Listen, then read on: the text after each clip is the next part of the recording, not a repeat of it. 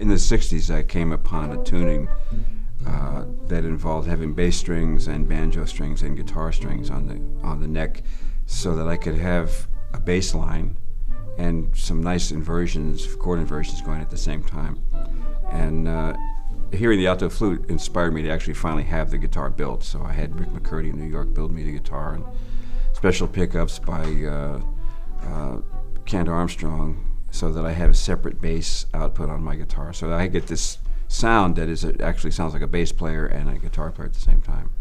It has these two bass strings on it. I mean, a lot of you know this already. And then these two strings in the middle are actually the high strings that normally are on the outside of the guitar. So what happens is I get to play a certain kind of a voicing that other guitar players would have to have fingers about 30 inches long. You have to be able to go from here to here, to play what I'm playing. And then I can still, I have some bass notes here.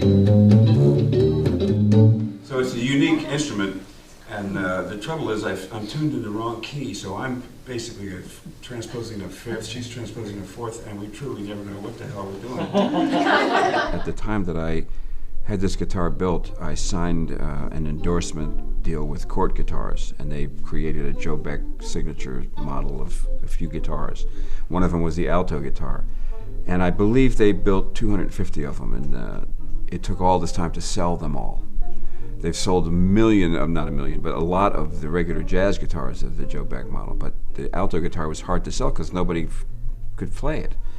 And it's very simple transition between the two guitars. You don't have to relearn anything. It works really well. And now all those guitars are gone. And there's 250 people out there somewhere that are all playing some variation of the Alto guitar.